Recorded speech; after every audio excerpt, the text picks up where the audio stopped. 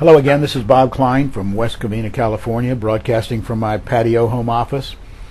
Some of you know me, but most of you don't. I wanted you to know why I'm such a devoted entrepreneur, why I'm a champion of entrepreneurship. Years ago, in fact it happened in 1981, on a Friday morning, I got called into my boss's office. We had worked on this huge campus, so it was a good 2-block walk to get to his office. He called me in and he said, I've got some good news and some bad news. And I said, okay. And he said, the good news is we sold the division. Well, he was president of the division and I was director of manufacturing and engineering services for the division. We'd been working to turn the division around for 18 months. The division had been losing money for over 10 years. There was 1,000 people that had jobs there. And it was an effort, a huge effort. I'd been patted on the back. I had been given a recommendation. I had been actually promoted and given a raise as a result of the efforts of my team to help turn that around. In other words, I had done a good job, actually a great job, and I knew it. So I said, okay, and he said, the bad news is they didn't buy your job. And I said, okay, and before I said anything else, he said, they didn't buy your department either. And I said, excuse me? He said, no, they didn't buy anybody in your departments, their jobs either. Well, in my department were 27 people, some of whom were critical to operating the plant. You couldn't turn the boiler on without someone in my department. There were machines that couldn't be operated, computer systems that couldn't be operated without people in my department. I was stunned. He said, well, they've chosen 5 people as having critical jobs, and they're going to give them an opportunity to bid to get their job back. Bid meaning, in dollar terms, come up with a salary that they thought the new owner of the division would allow them to, would pay them to allow them to keep their jobs. I was shocked. I said, okay. I said, that doesn't make sense.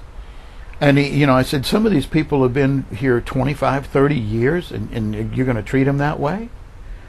He said, yeah, I guess that's the way it's going to be. I said, okay.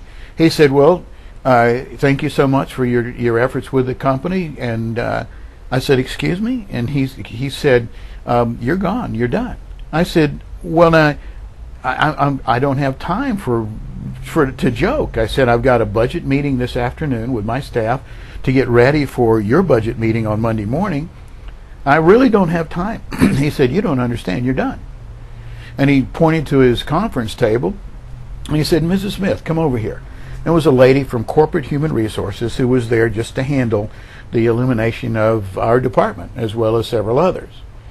And he said, he introduced me and said, she's going to escort you, as if I needed an escort, over to my office, and you're going to pack your things in this box, and you're out of here. And by the way, don't talk to anyone about this on your way over there, and especially don't talk to your assistant, who would have the opportunity to talk to anyone else in the department. And I presumed that my assistant was going to be the next one they called in. So we walked over silently to my office. I put things in the box, and then she sat at my conference room table in my corner office, quietly, and then we went over my termination letter. And to make a long story short, they added up my months of service, years of service to the company, and they gave me 1 month severance pay for each year. They put in my accrued vacation, and it looked like a nice tidy sum. And then she said, oh, and you owe the company a little bit of money.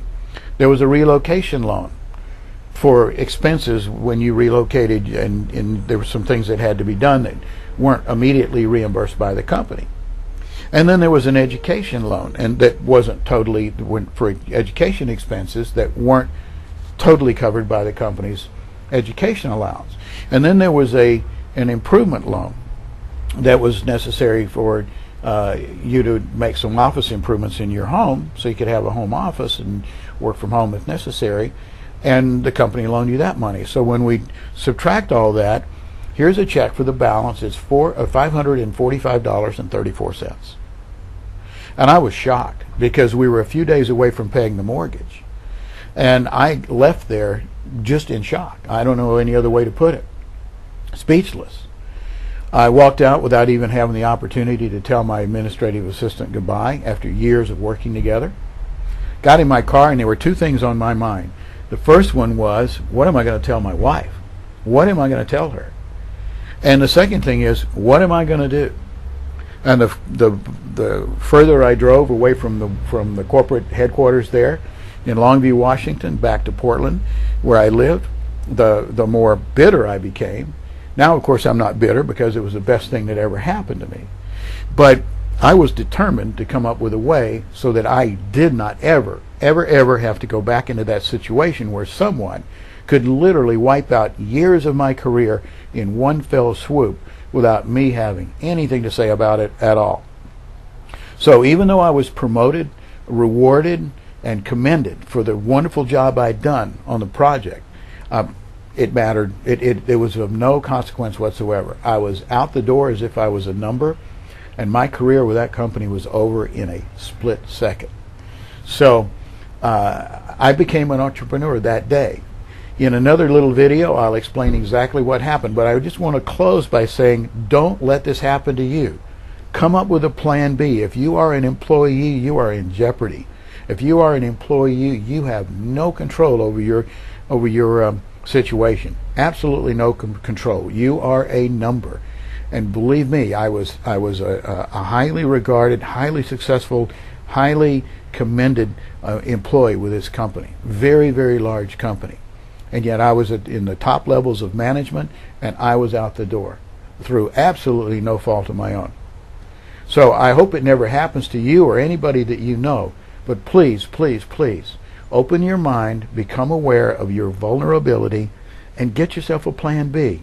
God bless you. This is Bob Cline, Lifestyle Professor from West Covina, California. I hope you're having an outstanding day, and I look forward to talking to you again.